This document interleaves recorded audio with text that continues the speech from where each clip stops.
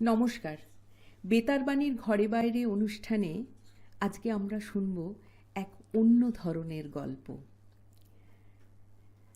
জল এবং জাহাজ নিয়ে। আমরা আমাদের সঙ্গে পেয়ে গেছি মার্চেন্ট নেভির ক্যাপ্টেন পার্থসারথী দাশগুপ্ত মহাশয়কে। স্বাগত আপনাকে বেতারবাণী অনুষ্ঠানে। নমস্কার। আমরা আপনার থেকে শুনব আপনার কথা, সমুদ্রের কথা। প্রথম প্রশ্ন হচ্ছে যে আপনি যে এই প্রফেশনটাকে বেছে নিয়েছেন, এটা কি কারুর দ্বারা অনুপ্রাণিত হয়ে নাকি নিজের অদম্য ইচ্ছা? না, কারোর দ্বারা অনুপ্রাণিত হয়ে নয়, কারণ আমাদের পরিবারে বাবা স্কুল শিক্ষক ছিলেন এবং আমার দাদু ব্যারিস্টার ছিলেন, কাকা professor. So all in academic education qualification. I have seen one ad long before. তো জাহাজকে দেখি ভালো লেগে গেছে, with their white uniform and strap and cap. তো আমি এনডিও পরীক্ষাও দিয়েছিলাম, চান্সও পেয়েছিলাম, but due to my spectacle মেডিকেলে অ্যালাউ করেনি। তো তার ফলে আমার একটা জিদ হয়ে যায় যে আমাকে যেতেই হবে। তো anyhow I started my career. আমাদের সময় তখন প্রিসি ট্রেনিং ছিল না, যেগুলো পরবর্তীকালই হয়েছে। I joined in Marchant Navy 1997 April. After April, end of April, May, they have started the pre-sea training. Now they have started is BSc Nautical. We have to do this for the initial training. All certificate and this course structures, all is by the central government. And all license issued by the government of India. But yes, there is a few company undertaking by government of India, that is Shipping Corporation of India, and আগে অনেক ছিল, Varun shipping. Slowly সে কোম্পানিগুলো বন্ধ হয়ে গেছে। Still Shipping Corporation of India still there. So আমি basically inspired by Swami Vivekananda and by his one sentence, that is জন্মেছে যখন দাগ রেখে যাও। এখন দাগ কীভাবে রাখতে হবে, সামথিং ডু এক্সট্রাঅর্ডিনারি। কারণ আমি শ্রীরামপুর হুগলির বাসিন্দা, তা আমি এমন কাউকে পাইনি those who are enthusiastic to do something extraordinary. সবাই ডাক্তারি পড়ে, ইঞ্জিনিয়ারিং পড়ে, কেউ উকিল হয়। তো মোটামুটি আমাদের এলাকা বলুন, তখন সেরকম এক্সট্রা ভ্যাগেন্সা কেউ ছিল না তখনকার দিনে। I did matriculation in 1989. So 89 means কিছুই তারা জানে না, ইভেন কম্পিউটারও জানে না। তো সেই সোসাইটি থেকে নিজেকে আপব্রিঙ্গিং করা, it was very hard to face the people, those who have denied and who have obstructed me to come in this line. তারা সবাই বাধা দিয়েছিল, কারণ এখানে পার্সেন্টেজের হার, পাশের হারের percentage very less. somehow I managed, convince my parents, and then when the parents told that they cannot afford the amount of fees and all, I think they were willing to keep me in home. So but I went to my maternal uncle and borrow some amount so that I can flew away from home to Mumbai. Actually you are inspired by Swami Vivekananda. Yes, I always So, still I am inspired. Indirect influences is there. Yes, direct influences. Because when I was in class 9, I have read almost 40% books of Swami Vivekananda. This is very good habit. And No, আমাদের বাড়িতে তো কাকা Presidency college থেকে পাশ করেছেন, আমাদের বাড়িতে একটা পড়াশোনার এনভায়রনমেন্ট ছিল। বাবা কাকা, বাবা আমার ইংলিশে গোল্ড মেডেলিস্ট, তো একটা সবসময় পড়া পড়া ভাব আর কি। ইভিনিংয়ে আবৃত্তি পড়া, বড় পিসেমশাই আসতো। বড় পিসেমশাই ছিলেন প্রমথেশ বড়ুয়ার টিচার। প্রমথেশ বড়ুয়া সবাই জানে, যিনি প্রডিউসার মেশিন ইন্ট্রোডিউস করেছেন, ইজ দ্য পায়োনিয়ার অফ সিনে ইন্ডাস্ট্রি। তো আসামে ওদের বাড়ি ছিল, ওখানে পড়াতেন। রাজবাড়ির ছেলে ছিল তো প্রমথেশ বড়ুয়া। আচ্ছা, এবার একটা প্রশ্ন করছি, ক্যাডেট থেকে ক্যাপ্টেন জার্নিটা কীরকম ছিল? আমাদের সময় it was very hard, because আমাদের সময় as a cadet you have to sail for 9 months on board ship. তো তখন একটা আলাদা যুগ ছিল। There was no shore pass, it is call a shore pass. আমরা বিভিন্ন দেশে যেতাম without any card or pass, আমরা ভিজিট করতে পারতাম। 9/11 হওয়ার পরে আমেরিকায় শোর পাস ব্যাপারটা আসে। এবং বম্বেতে যখন আমাদের জাহাজ আসতো ক্যাডেটশিপে, কারণ তখন ইন্ডিয়ান কোম্পানিতে ছিলাম একটা, আশাপুরা শিপিং। 9/11-এর সময় আপনি কোথায় ছিলেন? আপনার জাহাজ তখন কোন জায়গায়? 9/11-এর সময় I was in India India. During that period. তো বোম্বে এসেছি, যখন খুশি বেরিয়ে গেছি উইথ পারমিশন অফ মাস্টার, ক্যাডেটশিপের কথা বলছি, এবং বন্ধু বান্ধবদের নিয়ে আসতে পারতাম, জাহাজ দেখাতে পারতাম without any official permission. And বন্ধু বান্ধবদের আনতে গেলে একটা আলাদা পোর্ট অথরিটির পারমিট লাগে বর্তমান যুগে, and that has to be approached by master, captain of the ship, and that is approved by the port official, who is relevant responsible for this. তো সেই সময় কিছুই ছিল না। তো আমি আমার বহু বন্ধুকে বম্বে, আমি কারণ স্ট্রাগলটা বম্বেতেই করেছি, বিকজ আফটার পাসিং আউট তাহলে access was very easy. Access to ship and শোর ওয়াজ ভেরি ইজি। যে কেউ যেতে পারতো, যে কেউ আসতে পারতো, নোবডি আস্কস নোবডি। আচ্ছা, আরেকটা মানে আপনাকে দেখে তো প্রশ্নের পর প্রশ্ন মাথার মধ্যে ঘুরছে, কেননা আমি ছোটবেলায় যখন জানতাম যে কেউ নেভিতে চাকরি করে, তখন তাদের জীবনযাপন, তাদের মানসিকতা, কেন মানসিকতাটা তো একটু আলাদা হয়। জল আর স্থল, সারাক্ষণ জলে জলে ঘোরা, আর আত্মীয় স্বজন এদের থেকে দূরে থাকা, এবং আপনি যেহেতু মার্চেন্ট নেভির ক্যাপ্টেন, সেই জন্য আপনার এক বিশাল দায়িত্ব, কার্গোর দায়িত্ব যেমন, সেরকম প্যাসেঞ্জারের দায়িত্ব। এই যে দায়িত্ব নিয়ে এগিয়ে চলা, তাহলে সব সময় একটা চাপের মধ্যে থাকা, তাহলে এই চাপটা রিলিজ করতেন কিভাবে? রিলিজ করতে দ্যাটটা ইউনো, ছেলে মেয়েরা যেমন বাবা মার থেকে শেখে সব কিছু, যে একটা 51 পরিবারে মানুষ হয়েছি, তো চাপটা আমি ছোট থেকেই দেখেছি। চাপের প্রেশারের ডাইমেনশনটা চেঞ্জ হতে পারে, থিকনেস চেঞ্জ হতে পারে। Pressure is always pressure, set is financial pressure হোক, মেন্টাল প্রেশার হোক, ফিজিক্যাল প্রেশার হোক, তো চাপটা চাপই থাকে। তো we have used to see the captain and our immediate senior officers, how they are handling the thing. They used to teach us, and in the rough weather, how to take the decisions and all. আমরা এটা ছোট থেকে দেখেই শিখেছি। It's all about the experience. Nothing written on the book. Book says only the numericals. Book says of the theory. Nothing act 100% in practical out at sea. Can you tell us about Bermuda Triangle? Yes, actually we kept 2 to 3 times we went out from there. We sailed out Bermuda Triangle.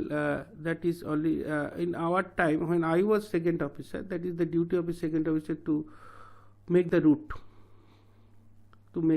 on the chart. That is the marine chart, that is called the marketer chart. In our time that was on the chart, on the paper chart. Now it is called ECDIS, electronic chart display unit. that is in the computer like. Marketer chart তো আপনাকে direction দিচ্ছে। No, direction you have to make as a second officer. only You have chart to and- take. Suppose you have to go to Maniktola to Chandan Nagar. So you make a plan. Master will approve the plan, and master will send that plan to the company, and company will approve that plan. Then you proceed. Then you start your selling. That is the procedure. So in our time, there is a communication system was absolutely zero. When I started career, still there was a Toretokka, like Morse code, DDD, DDD. It is the code of SOS. You see, the doctor used to write SOS. It means আপনি বিপদে পড়লে ওষুধটা খাবেন। আচ্ছা, Still doctors write SOS. Morse কোডে SOS এরকম ভাবে বলে, ডা ডা ডা, ডিড ডা ডা ডা। এস হচ্ছে ওটা কি টেলিগ্রাম যাচ্ছে? টেলিগ্রাফ। টেলিগ্রাফ, হ্যাঁ, that is called telegraphy communication. টরেটক্কা আমাদের লোকালে বলে টরেটক্কা। The scientist Morse has discovered that is the code. আমাদের যেমন আগে আদিম যুগে ঢাক বাজিয়ে কথা বলা হতো, on that concept they have made that one. So still it is not gone. Actually যখন ল্যাঙ্গুয়েজ তৈরি হয়নি তখন এই ইন্ডিকেশনে কথা বলা হতো। তা এটা খুব মজার ব্যাপার, সকলে যে দর্শক শ্রোতারা শুনবেন সেটাও যে 1997 এমন কিছু দূর নয়, স্বাধীনতার অনেক দিন পরেও তখনও কিন্তু এইভাবে আদান প্রদান চলছে। 99 there was a dramatic change. The revolution has come by the government of India. We Indian are lag behind. I don't know how many years. 1965, America already started their computer. 1965. তাহলে আপনি বিশ্বাস করুন, তাহলে আমরা কোথায় থাকি? Due to this our nasty political system, আমি pressure দিয়ে বলছি, আমরা অনেক পিছনে আছি। এবং তার মধ্যে যদি সেই আগেরকার দিনে রাজাদের মধ্যে ঝগড়া হতো, মারপিট হতো, মানে যাতে যুদ্ধ, ফাইটিং, স্টিল আপনি যদি বোম্বে যান তাহলে আপনি বুঝতে পারবেন কলকাতা 100 ইয়ার্স পেছনে। তার মানে আপনি যদি ইউএসএ যান তাহলে আপনি বুঝবেন বোম্বে আরও 100 ইয়ার্স পেছনে। The system, the exposure, the facility, the society, আপনার রুচি, আপনার বিহেভিয়ার, সমস্ত কিছু আলাদা। হ্যাঁ, সেটা তো আমরা দেখেছি। এবং যার জন্যে why I come to the point of politics, because politically যদি আমরা স্ট্রং না হই, because political system made the infrastructure of our country for every country. Only education can done. তার জন্য এডুকেশন মিনিস্টার রয়েছে। তাই এডুকেশন মিনিস্টার যদি নিজেই এডুকেটেড না হয়, শিপিং মিনিস্টার সে কোনোদিন জাহাজে চড়েছে কিনা ডাউটফুল, সে জাহাজ সম্বন্ধে কতটুকু জানে, এটা শিপিং। আমাদের এখানে ওই ডিরেক্টর জেনারেল অফ শিপিং, যেটাকে বলে ডিজি শিপিং, যেমন ডিরেক্টর জেনারেল অফ পুলিশ আছে, আমাদের ডিরেক্টর জেনারেল অফ শিপিংও আছে। আচ্ছা, এটা merchant navy. Yes, we all are under the Indian government. Our all certificate, anything happen, anything responsible, that will be court martial. Only it is that we are in private and Indian Navy in directly under government. And that is used for the fighting, that is used for the war and the protection of the country. And we use for the trading, business for the country as well as other country. আমরা না থাকলে কোভিডের সময় হয়তো আপনারা খেতেই পেতেন না। Transportation. So we sacrifice our life for our self. I will never tell for others, because আমরা নিজেরাই রাস্তাটা চুজ করেছি। So we must be happy and proud of it. আমরা চুজ করার পরে ফিল করতে পেরেছি যে we give something to the society, to the country. দাগ রেখে যেতে পারছেন। অফকোর্স। আচ্ছা, এই প্রশ্নটা একটু জিজ্ঞেস করি যে এই যে বারমুডা ট্রায়াঙ্গেল, হ্যাঁ যেটা বলছিলাম বারমুডা ট্রায়াঙ্গেল, বারমুডা ট্রায়াঙ্গেলকে এরা বলছে যে গ্র্যাভিটেশনাল ফোর্স ওখানে এত বেশি যখন আপনি একটা বালতিতে যেমন সার ঢালবেন এবং সার দিলে হাত দিয়ে যদি গোলেন, ওই সময় কিছু একটা ফেলুন দেখবেন ওটা ভেতর দিকে টেনে নিচ্ছে। তো সেরকম ওইখানে একটা এতটাই রয়েছে, একটা হোল রয়েছে। ট্রেঞ্চ আছে কি একটা? কি আছে, nobody has come to know, nothing has been discover, everybody is blah blah blah blah blah, সবাই nobody is concretely give any concept, মানে ওখান দিয়ে এবং ও মানে ওদিক দিয়ে যাচ্ছে, ও ডুবে যাচ্ছে, প্রচুর জাহাজ ডুবে গেছে। এমনকি প্লেন যার জন্য আমরা প্লেনটা একটা সার্টেন অ্যাম্পলিটিউডে, উপরের ডিস্টেন্সটাকে আমরা অ্যাম্পলিটিউড বলি আমাদের ভাষায়, ওই অ্যাম্পলিটিউডে গেলে ওরা টেনে নিচ্ছে। তো এটা কি আছে নোবডি নোজ। সো আমরা 1000 মাইল দূর দিয়ে যাই, 1000 মাইল, কোনো ট্রেস পাওয়া যাচ্ছে না তার। না, nothing has been discover so far. এটা নিয়ে অনেক গল্প তৈরি হয়েছে, কিন্তু সায়েন্টিফিক লজিকটা সেটা এখনো কেউ বার করতে পারেনি। আর একটা বিষয় হচ্ছে যে সাবমেরিনটা ওটা হচ্ছে জলের তলায় যায়, জলের তলা দিয়ে যায়। সেখানে কি অন্যরকম ফিলিং বা আমাদের ফিজিক্যালি, আমি যেমন বাইরে যখন রয়েছি তখন তার থেকে কি ফিজিক্যাল কোনো মেন্টাল চেঞ্জ হতেই পারে যে কোনো জায়গায়, কিন্তু ফিজিক্যাল চেঞ্জ কি কিছু হচ্ছে? মানে ফিজিক্যাল চেঞ্জ বলতে দেখুন, when you change your atmosphere environment, physical change তো অটোমেটিক হবে। আপনি এখান থেকে দার্জিলিংয়ে চলে যান, আপনার স্কিন চেঞ্জ হবে। তো সেরকম আপনি একটা জলের তলায় থাকছেন, পুরো আপনি অক্সিজেনটা, পিওর অক্সিজেন আপনি পাচ্ছেন না। সো অটোমেটিক তো হেলথের ডিটেরিওরেশন তো হবেই। ওটা পরে বোঝা যায় না, ওটা বাড়ি আসার পরে বোঝা যায়। যেমন আমরা সব ফ্রোজেন খাবার খাই, একটা ইউএস থেকে তুলে নিলাম পরে মান্থ, ওগুলো স্টোর করে রেখে দিলাম। ইউএস থেকে চায়না যাচ্ছি, it is all about 25 days, around 1 month sometime due to weather.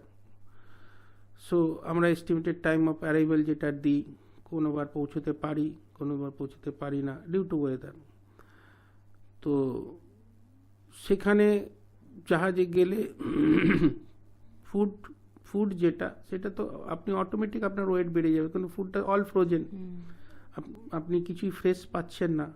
And it has been kept in 17 degree 18 degree temperature for prolonged time, for keep it make it fresh.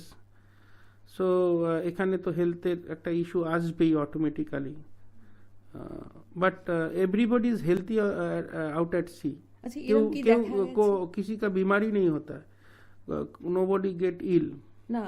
তাহলে কেউ যদি অসুস্থ হয়ে পড়ে না, তার কারণ হচ্ছে খাওয়ার হ্যাবিট। 7 to 8 এটা ইন্টারন্যাশনাল নিয়ম, 7 to 8, maximum 8:30, 7 to 8:30 is a breakfast time. Even as a captain I cannot get, I mean I won't do, never do, nobody does যে পরে গিয়ে নিজের অধিকার পালো না, but because nobody is there, steward থাকবে না তখন, তার আলাদা কাজ আছে। 12 to 1 যতই কাজ থাকুক, 12 to 1 lunch time, 6 to 7 PM dinner time, finish.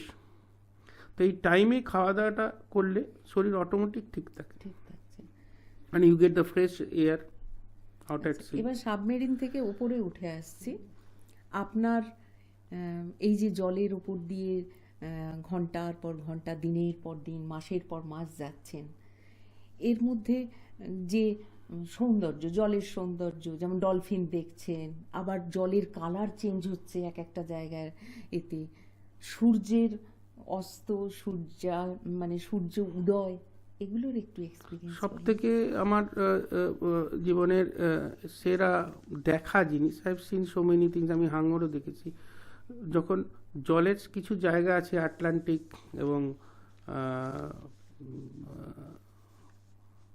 Black সিতে, আমার সব সি ঘোরা, Black Sea, Mediterranean Sea, Atlantic Ocean, Pacific Ocean, Red Sea, না রেড সিও ঘোরা, everything I have been through. তবে এগুলোর নাম যেমন ব্ল্যাক সি বলে, এগুলোর কারণ আলাদা। তো সব থেকে হচ্ছে ডলফিনগুলো যখন একটা গ্রুপ করে জাহাজের সঙ্গে সঙ্গে যায়, ওরা কি খাবার পাওয়ার জন্য? না, they feel there is a human being. ও, মানে কোম্পানি, দে নিড তারা কোম্পানি। খুশিতে তারা jump together, jump out and jump in, ও, jump out and jump in. That is beautiful. আমার কাছে কিছু ছবি আমি তুলে রেখেছিলাম। So that is the one of the thing. And another thing is, আমার কাছে আছে এখনো ছবিটা, সেটা হচ্ছে রেনবো। রেনবো তো ভীষণ ভালো দেখে। ছোটবেলায় যখন ছবি আঁকতাম, হরাইজনটা ভালো দেখতে পাচ্ছি। সেটাই আমি আই ওয়াজ হ্যাঁ। কামিং টু দ্যাট ছোটবেলায় যখন ছবি আঁকতাম, একটা দাগ কেটে দিই আমরা, এরকম লম্বা একটা দাগ কাটা হয়, দেন আমরা একটা সূর্য আঁকতাম স্টার্টিংয়ে আর কি। ওই দাগ কাটাটা বুঝতাম না, দাগ কাটাটা কি, কেন দাগ কাটে। হঠাৎ কাটা পাতা নিয়ে এভরি আর্টিস্ট, আমার পিসিমশাই, পিসি আর কি, পিসিমণি, ও ক্যালকাটা আর্ট কলেজ থেকে পাস করেছে, তো আর্টটাও বা ব্লাডে আছে। তো আমি প্রচুর ছবি এঁকেছি এককালে, পোর্ট্রেট করেছি। তো ছবিটা আঁকলেই একটা দাগ কেটে দিই, ওপরটা আকাশ, নিচেটা জল। It is a simple concept, everybody knows. এই দাগ কাটা আমার ছোটো দিকে, এখানে দাগ কাটলে ওপরটা আকাশ, নিচেটা কেন জল, এই দাগটা এলো কি করে? দাগ আমি অনেক খুঁজেছি, দাগটা কিন্তু পাইনি। But I got that straight line when I used to study. That straight line is called horizon. Horizon. And that can be only visible, and you will feel it is quite real out at mid sea. আটলান্টিকের উপর দিয়ে যখন আমি যাচ্ছি, তখন দেখছি, যখন আমি chief officer ছিলাম, যখন আমি যাচ্ছি, মানে first officer next to captain, তখন তার ডিউটি হয় 4টে থেকে 8টা, নেভিগেশনাল ওয়াচ। 4টে, 4:30 তখন যাচ্ছি, তখন দেখি, ফার্স্ট কথাটা বলছি, ফার্স্ট এক্সপিরিয়েন্স, প্রথম প্রেম বলে না, ওটা বলা যায় না, সুন্দর করে মানে মনে হচ্ছে একটা আগুনের গোলা, হালকা আভা, আগুনের গোলাও বলা যাবে না, একটা হালকা আভা, গোল মতো, ফুটবলের মতো, আস্তে আস্তে আস্তে আস্তে আস্তে আস্তে আস্তে উঠছে, সো বিউটিফুল, আস্তে আস্তে, আর মধ্যেখানে একটা দাগ, অদ্ভুত। প্রচুর ছবি আছে আমার কাছে, অদ্ভুতভাবে সেটা উঠছে, আস্তে আস্তে আস্তে পুরো, যখন উঠলো, আমরা সনাতনী, তাকে মন্ত্র, সূর্য মন্ত্র পড়লাম, প্রণাম করলাম, সো বিউটিফুল। আর রেনবোটা সচরাচর দেখি না আমি, অন ক্যামেরা বলছি, রেনবো দেখাটা একটা ভাগ্যের ব্যাপার। I have worked with all senior captain. Sky থাকতে হবে। আর no, not at all clear sky থাকলেই যে হবে সেটা নয়, 7টা কালার, সো বিউটিফুল। এটা অনলি আমার এই 20 years এক্সপিরিয়েন্সে আমার only I have seen twice. আমি কিন্তু অনেকবার দেখলাম, লাস্ট ইয়ারে আমি স্কটল্যান্ড গেছিলাম, অনেক হায়ার অল্টিটিউড, অলসো ল্যাটিটিউড, সেখানে কিন্তু ভীষণ ভালো রেনবো, এবং অনেকবার দেখতে পেয়েছি। তা সেটা আপনি লাকি না, আমাদের জাহাজ থেকে এটা সচরাচর দেখা যায় না, কারণ জাহাজটা তো একটা জায়গায় দাঁড়িয়ে নেই, you are in move, you are moving, moving করতে করতে চোখটা ওখানে গেল, হয়তো রয়েছে, কেউ দেখলো না, হয়তো দেখলো, আর দেখা মানে সবাই জাহাজের এসে ফটো তুলবে। আর সূর্যাস্ত, সূর্যাস্ত সেখানের সিনারি কিরকম? সেম, সেম, আস্তে আস্তে ডুবে যাচ্ছে, মেঘের মধ্যে ডুবে যাচ্ছে, ডুবে যাচ্ছে, ডুবে যাচ্ছে, মেঘ না থাকলে দেখা যায় আবার হরিজনের নিচে চলে যাচ্ছে। আমরা যেমন এখান থেকে খোলা মাঠে দেখি যে সূর্য ওঠার আগে একটা জানান দেয়, সেই লাল আকাশ। এটাকে আমাদের অ্যাস্ট্রোনমিতে বলে, এই যে লোকেরা বলে না অ্যাস্ট্রোলজি ভুল, বিকজ অ্যাস্ট্রোলজি ভুল হয়তো পাথরের ব্যাপারে ভুল, অ্যাস্ট্রোলজি ইজ নট ভুল, the calculation is not at all wrong, it all depends on the astronomy.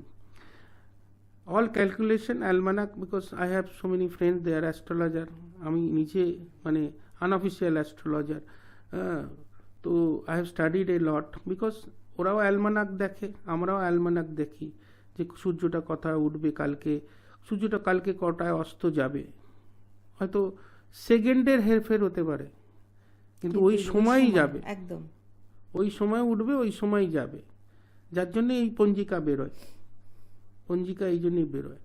তো এই যে ক্যালকুলেশনটা, অ্যাস্ট্রোনমিক্যাল ক্যালকুলেশনটা, যে কোশ্চেনটা আপনি করলেন, এইটা হচ্ছে এটাকে আমাদের ভাষায় বলে টুইলাইট। টুইলাইটটা কি হয়? টুইলাইটেই বলছে আমাদের যেমন সন্ধেবেলাটা আমাদের কীরকম হয়, বলে না গোধূলি লগ্নে সন্ধে দিতে হয়, মানে আগেকার দিনের শাস্ত্রজ্ঞান ওদের ছিল তো, এবং শাস্ত্রটা পুরোটাই বেসড অন দ্য ফিজিক্স, অ্যাস্ট্রোনমিতে আমরা ওটাকে টুইলাইট এই কারণে বলি, সূর্য তখন ওঠে না। এই 4টের সময় বললাম, 4টের সময় সূর্যটা মোটামুটি একটা লাল আভা চারদিকে ছড়িয়ে পড়ে, সো বিউটিফুল। লাল আভা ছড়িয়ে পড়া মানে সূর্য উঠবে, তখনই আমরা স্ট্যান্ড বাই হয়ে যাই, এবার সূর্যদেব উঠবেন।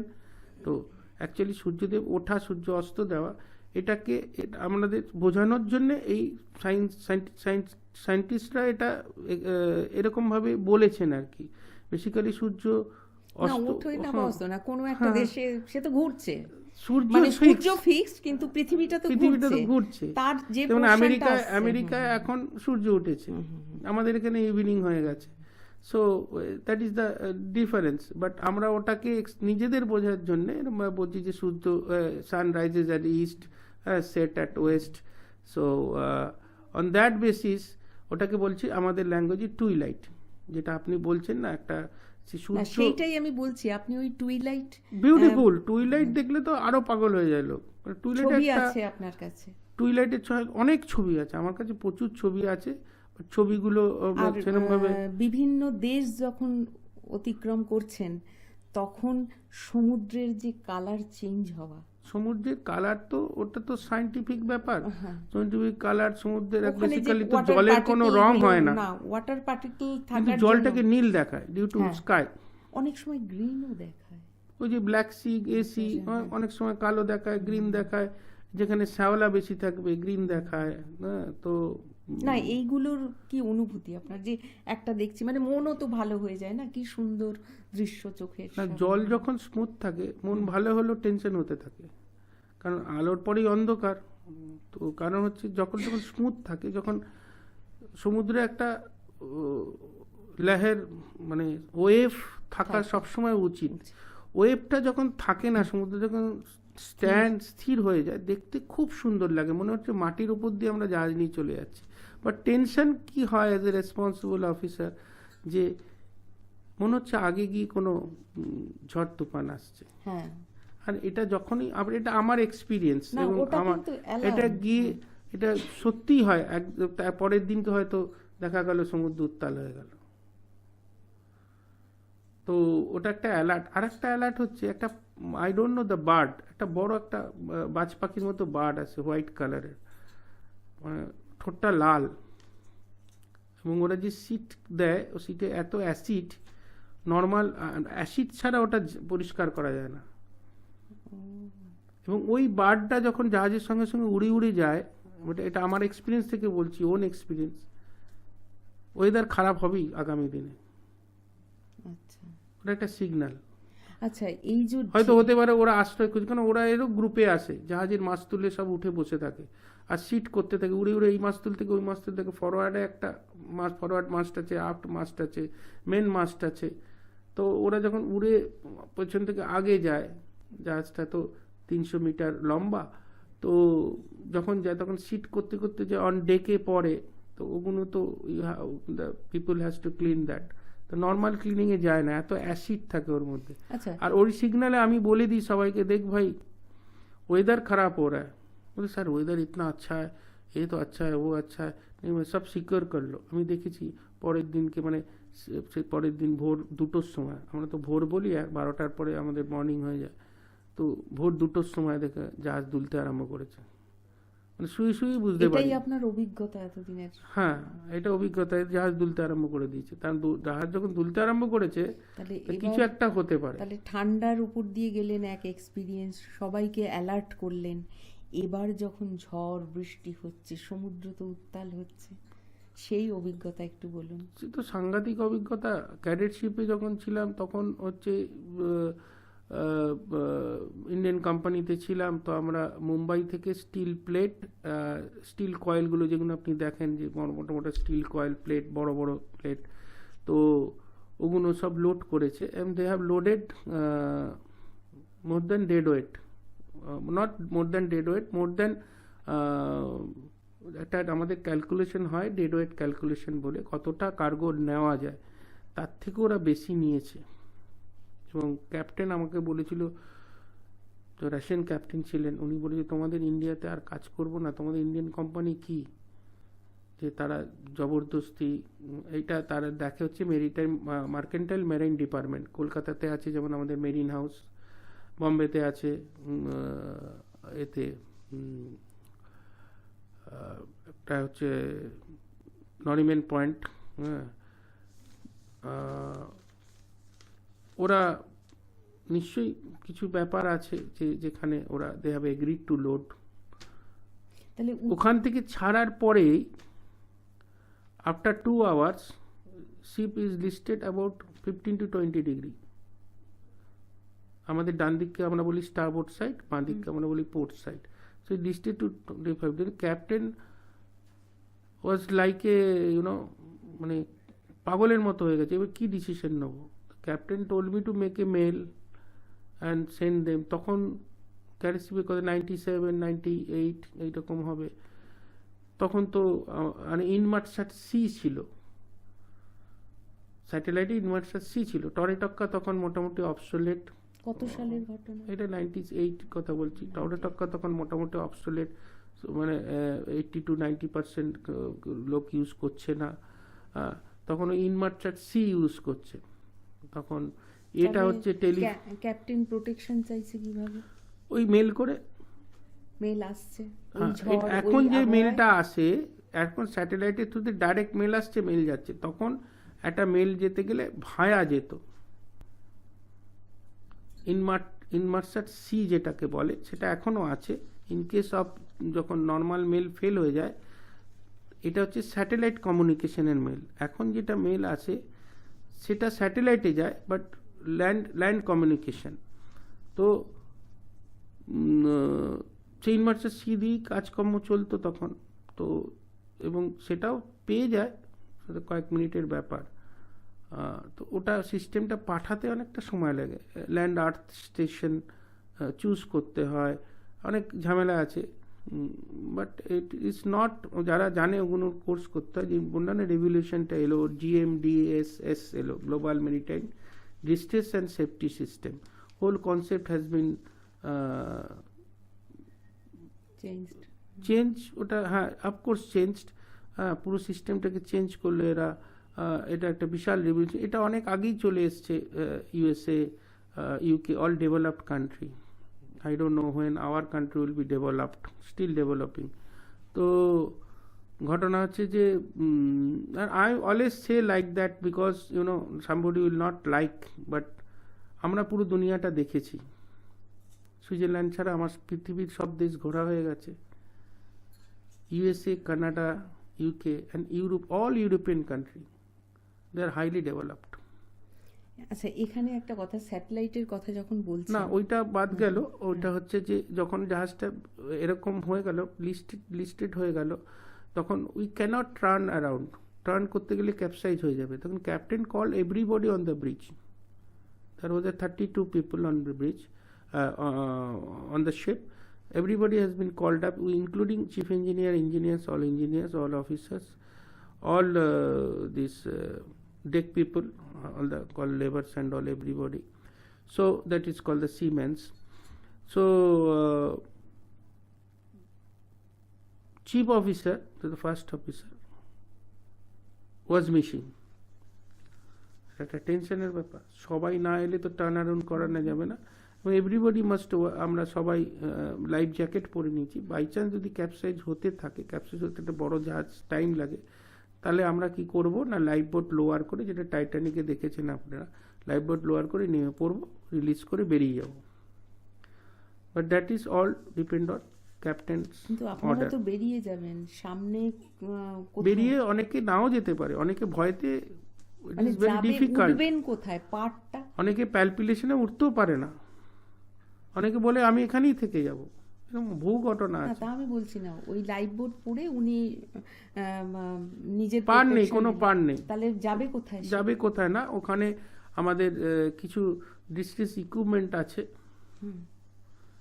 সেগুলো দিয়ে সিগন্যাল দিতে, পাইরোটেকনিক্স আছে, হ্যান্ড ফ্লেয়ার আছে, স্মোক ফ্লোট আছে, সেটা ছেড়ে দিতে হয়, সেটার হাইট উঁচু অবধি আছে, সেটাকে এরকমভাবে ছেড়ে দিলে সেটা অবধি যাবে।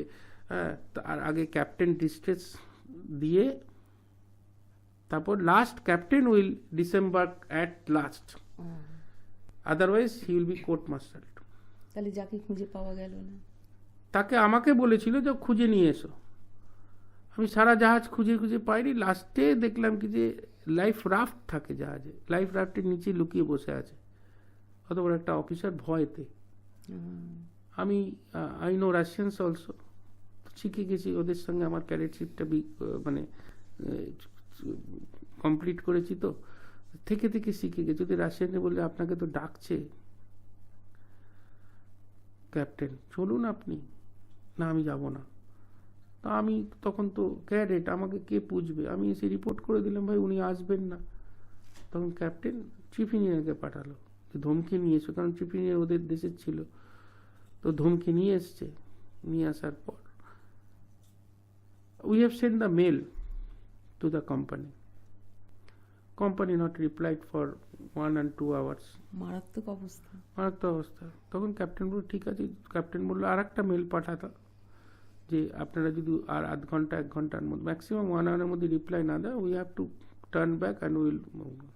মেল পাঠালো না, 1 hour ওয়েট করে ক্যাপ্টেন অলরেডি টার্ন অ্যারাউন্ড। তখন আমি তো ছোট থেকে পুজো আচ্ছা করি, মন্ত্র পাঠ করছি, কেউ গড জেসাসের সামনে দাঁড়িয়ে আছে, কেউ কাঁদছে, কেউ ভয়তে কাঁপছে, এক একজনের activity. Captain is so strong, steering man also strong. তখন তো অটোতে চলবে না, তখন হাতেই নিতে হবে, কারণ টার্নটা হাতেই হতে হবে। হাতে নিয়ে ঘুরিয়েছে, কিচ্ছু হয়নি। God is great.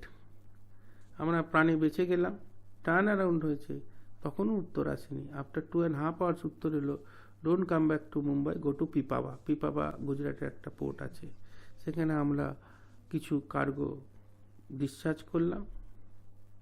And then after 1 day again we sail out to the রেঙ্গুনে আমরা রেঙ্গুনে বার্মাতে। আচ্ছা, এই স্যাটেলাইটের কথা যখন বলছেন তখন এই সমস্যায় পড়া, আমাদের 25 সালে ইসরো থেকে যে GSAT 7R ছাড়া হলো, তা সেটা তো দেশীয় প্রযুক্তিতে, এবং সেটাকে আত্মনির্ভর ভারত এর এতে পড়লো, আত্মনির্ভর ভারতের আন্ডারে পড়লো। তা আন্ডারে নিয়ে নিল, পড়লো না, ইসরোর প্ল্যান অনেকদিন আগে থেকেই ছিল। হ্যাঁ, তাহলে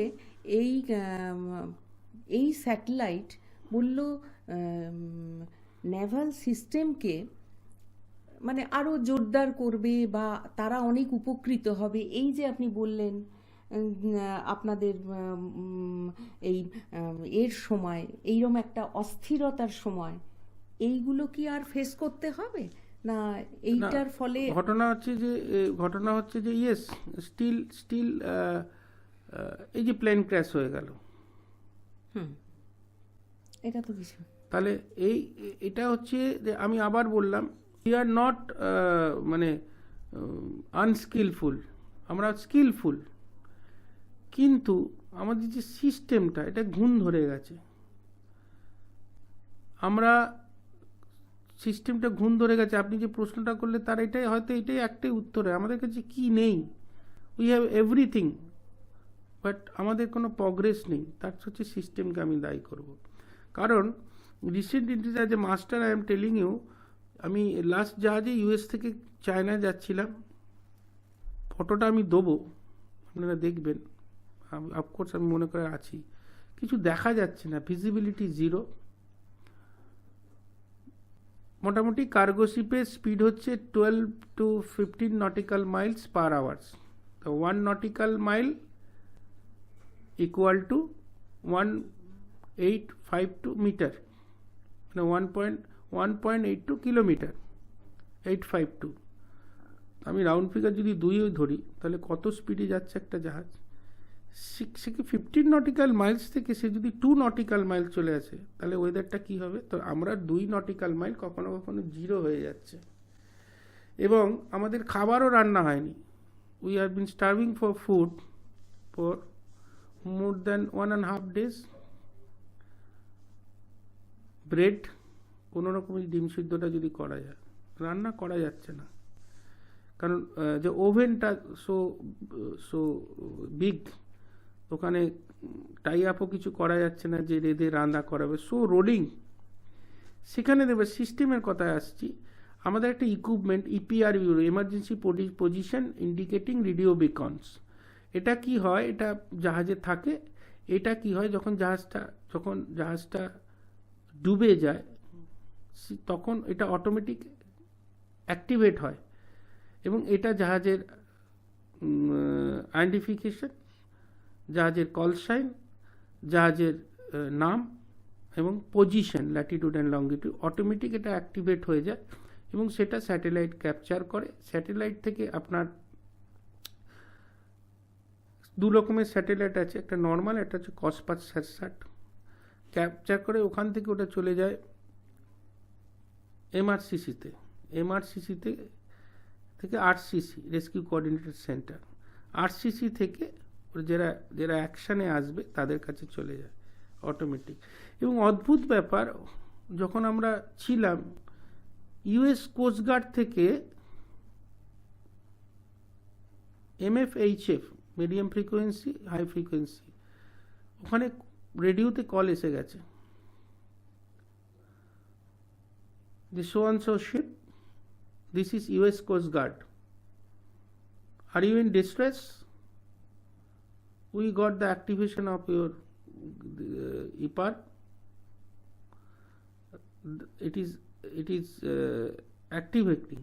Then আমি বললাম যে তোরা বাইরে গিয়ে দেখ ওটা আছে কিনা, বলে স্যার ওটা তো নেই, তার মানে ওটা পড়ে গেছে। সঙ্গে সঙ্গে মেল করে ইউএস কোস্টগার্ডকে জানালাম, অফিসে জানালাম যে এরকম এরকম, গায়ে এখন কাটা দিচ্ছি যে এরকম এরকম ব্যাপার, এটা অ্যাক্টিভেট হয়ে গেছে, we are not at all distress, not at all in distress, we are proceeding to the China, that is in the Pacific ocean. were received by satellite. হ্যাঁ, এইটা এসে যে রেভুলেশনটা 99-এ এসছে, সব ইনফরমেশনগুলো ওরা এখন ওদের ওখানে connection, they are so alert, what I think the system, যে বারবার আমি জোর দিচ্ছি, আমাদের কিছু কমতি নেই, but we are not at all alert, they are alert. তাদের কি আছে, তাদের তো জাহাজ নয়, ইউএস কোস্ট গার্ড মানে আমাদের যেমন নেভি, ওদের ওটা নেভি। ওরা দেখছে একটা জাহাজের থেকে একটা অ্যাক্টিভেশনের জাহাজ ডুবে গেছে, ইমিডিয়েটলি দে কাম, এবং তারা কন্টিনিউয়াস ওয়াচ রেখেছে আমাদেরকে। যেহেতু ওদের নিয়ারার টু, নট নিয়ার, এটা almost more than 60-70 nautical miles from the coast. far away from Coast, India. yes, far in USA. না আমি বলছি ইন্ডিয়া থেকে কি অনেকটা দূরে, ওদের কাছাকাছি, তাই কি ওরা পারলো, ইন্ডিয়া পারলো না সেই জন্য? না, ইন্ডিয়া পারলো না, ইন্ডিয়া তো এটা পাবে না, ইন্ডিয়া তো পাবে না, ইন্ডিয়ান টেরিটরির মধ্যে হলে নিশ্চয়ই পাবে, সেটাই। কিন্তু অ্যাকশন নেওয়া, অ্যাকশনটা কি হবে? আমাদের হসপিটালে কি হয়, আপনি একটা রুগী নিয়ে যান, আপনাকে অটোমেটিক অ্যাডমিট করবেন, হাজারো ফর্মালিটিস, নট অনলি ফর্মালিটি, হসপিটালে তো সিটি পাবেন না, প্রথম কথা, দাদা কাকাদের সব লোকেরা ভর্তি আছে, আপনি পাবেন না। দ্বিতীয় কথা হচ্ছে, এখনো এরকম ডাক্তার আছে, তারা শুয়ে ট্রিটমেন্ট করিয়ে দেয়, কিন্তু কটা ডাক্তার আপনি পাবেন? আমাদের কি হয়, দেখছে আবার পাঠাবো, কি দেখছে না, মোবাইল নিয়ে ব্যস্ত, ফ্যামিলির সঙ্গে চ্যাট করছে, কি গার্লফ্রেন্ডের সঙ্গে চ্যাট করছে, দে আর ভেরি বিজি। কিন্তু ওদের ওখানে কি আছে, active, they are very active. আমি এটা দেখলাম আমার এক্সপিরিয়েন্সে, they are very active. European country, USA, Canada, China, they are very active. সঙ্গে সঙ্গে তারা অ্যাপ্রোচ করে ফেলে যে কি ব্যাপার, এবং কোনো জাহাজের, আমাদের AIS বলে একটা ইকুইপমেন্ট আছে, অটোমেটিক আইডেন্টিফিকেশন সিস্টেম, সেখানে সব ডেটা ইনপুট করতে হয়, আপনি কোথা থেকে যাচ্ছেন, কি কার্গো ক্যারি করেছেন, কোথায় নেক্সট ডেস্টিনেশন, আপনার এস্টিমেটেড টাইম অফ অ্যারাইভেল কি আছে, সেটা অনেকে দিতে ইনপুট করতে ভুলে যায়, সেটা হলেও তারা করবে যে আপনার AIS আপডেট নেই। আচ্ছা, আমরা তো আপনার কাছে এই গল্পগুলো বা এই কথাগুলো আমরা জানিই না, একমাত্র আপনারা এর সঙ্গে যুক্ত, নেভি নাভাল সিস্টেমের সঙ্গে যুক্ত বলে বললেন, এবং আমরাও সমৃদ্ধ হলাম। আর আপনি এত সুন্দরভাবে বর্ণনাটা দিলেন, যেন মনে হচ্ছিল যখন জাহাজে ডলফিনের গল্প করছেন হচ্ছে চোখের সামনে দেখছি। আমরা যেমন সমৃদ্ধ হলাম, আমাদের শ্রোতা দর্শকও সমৃদ্ধ হবেন এবং অনেক অজানা তথ্য তারা জানতে পারবে। আপনি একটু যারা এই নেভিতে আসতে চায় তাদের জন্য বার্তা দিন। বার্তা একটাই হচ্ছে যে যারা মার্চেন্ট নেভিতে আসতে চায়, এখন তো তখনও ছিল 60% in PCM, physics chemistry math, এখনও সেটাই আছে।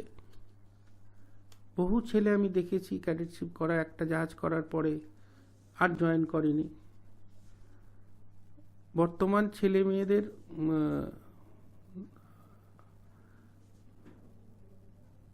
দে আর নট মেন্টালি স্ট্রং।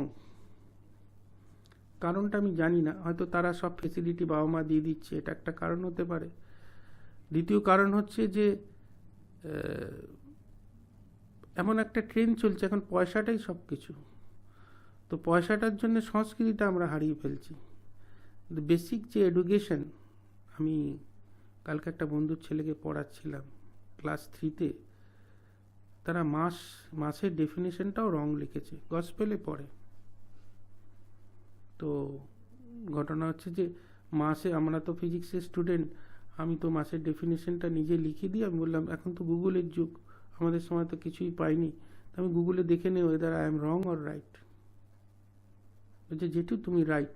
আমি কি তাহলে গুগলেরটা আরও ভালো করে লেখা আছে, আমি তো জিসটা বলে দিলাম, ওটাই তুই পরীক্ষায় লিখবি, এটা লিখিস না বইতে যেটা লেখা আছে। তো পড়াশোনার স্ট্যান্ডার্ডটা এখানে নেমে গেছে। তো এখানে ছেলে মেয়েদের মেন্টালি স্ট্রং হবে কি করে? তার কারণে যে বয়সে যেটা সেটা তো তারা পাচ্ছে না। অল্প বয়সে পেকে যেত বলে না, সেটা তো ঝরে পড়ে যাবে। তো মেন্টালি স্ট্রং। আর ঘটনা হচ্ছে onboard situation on the ship is very hardship. এই যে দুদিন আমরা খেলাম না ডিম সত্য, আমরা বলে কি সবাই খায়নি। তারপর ম্যাক্সিমাম সেলিং আইডি 22 days। আমাদের সময় চিঠি আসতো, বাড়ি থেকে একটা চিঠি আসতো, যখন জাহাজ পোর্টে আসতো বোম্বেতে, ঝোলাতে করে যখন অফিস থেকে লোক এসে চিঠি দিত ইনল্যান্ড মেরিটাইম খুলে, কি আনন্দ যে বাড়ি থেকে একটা চিঠি এসছে। এখন তো মোবাইল চলে এসছে, সারাক্ষণ ইচ্ছে করলে না, সারাক্ষণ ইচ্ছে করলে না, ওই কত জিবি দেয় পার ডে, এক একটা কোম্পানিতে এক একটা নির্ধারিত করে দিয়েছে। তো এবং এখন পয়সা রোজগারের, অর্থ রোজগারের অনেকগুলো মিডিয়া বেরিয়ে গেছে। তো সেই রকম বোল্ড ছেলেপুলে উঠে আসা খুব মুশকিল। তা আমি একটাই কথা বলবো যে যদি দুনিয়াকে চেনা যেতে পারে, হার্ডশিপ করা যেতে পারে, আর যদি সত্যিকারের মানে জাহাজের ক্যাপ্টেন হতে চাও, তাহলে শুরু থেকে নিজেকে তৈরি করতে হবে। স্বামীজির কথা দিয়ে আমি শেষ করব, শরীরে বল, দেহে বল, বাহুতে শক্তি আর মাথায় বুদ্ধি দিয়ে তিনটে জিনিস দরকার। শুধু বুদ্ধি আর পড়াশোনা দিয়ে হবে না, কারণ ওখানে খুব টাফ, এবং জাহাজ যখন দোলে না, কেউ বমি করছে, কেউ রক্ত বমি করছে। তো ইট ইজ ভেরি হার্ডশিপ। একবার যদি এই হার্ডশিপটা ওভারকাম করে যায়, তাহলে কিন্তু আর পড়াশোনাটাও কিন্তু ভালো হতে হবে। অফকোর্স ভালো ছেলেদেরই নেয় 60%, আমাদের যুগ থেকে চলে আসছে। তো এখন মুঠো 60% পাচ্ছে বটে, কিন্তু 60% নিচে ইনক্লুডিং ইংলিশ। তো তারা কোনো অ্যাডমিশনের কোনো ব্যাপারই নেই, যতই পয়সা দিক না কেন। তো ঘটনা হচ্ছে যে আজকালকার ছেলেমেয়েদের আরও বোল্ড হতে হবে এবং মানসিকতাটাকে প্রশস্ত করতে হবে। শুধু পয়সা রোজগারটাই বড় কথা না, পয়সাটা কিভাবে রোজগার হয় সেটাও একটা বড় কথা। কোন ফিল্ডে আমি কাজ করছি, লাইফটা কতটা আমি দেখলাম, আমার স্ট্যাটাসটা কি আছে। পয়সা তো একটা প্রস্টিটিউটও তো রোজগার করে না। আমরা যতই সিনেমায় গিয়ে সিনেমা আর্টিস্টকে ভালো লাগে, কিন্তু বাড়িতে এসে বলি ও তো এই ব্যাপারে। কিন্তু একটা উকিল, একটা ডাক্তারকে যে চোখে আমরা দেখি, সে চোখে কি তাদের দেখা হয়? পয়সা থাকতে পারে তাদের। খুব ভালো লাগলো আপনার কথায়, এবং আপনি যে বার্তাটা দিলেন, একটা সাংঘাতিক কথা বললেন। এখনকার বাচ্চাদের জীবনযাপনের ধরন কিন্তু পাল্টে গেছে। যদিও ছোট ছোট পরিবার তৈরি হয়েছে বড় পরিবার ভেঙে, কিন্তু বড় পরিবারের যে এসেন্স সেটা কিন্তু ছোট পরিবারে হারিয়ে গেছে, যার ফলে মনোবল অর্থাৎ মনের শক্তি, শরীরের শক্তি, এগুলোও কিন্তু হারিয়ে যেতে বসেছে। সবসময় এই প্রজন্ম একটু ডিপেন্ডেন্ট হয়ে যাচ্ছে, এবং কম সময়ের মধ্যে কিভাবে অধিক উপার্জন করব, শ্রমটা দেব না, এই নিয়ে তারা এগোচ্ছে। কিন্তু আমাদের ক্যাপ্টেন পার্থসারথী দাশগুপ্ত সুন্দর বার্তা দিলেন এই প্রজন্মের প্রতি। ধন্যবাদ আপনাকে। Thank you so much. নমস্কার। নমস্কার।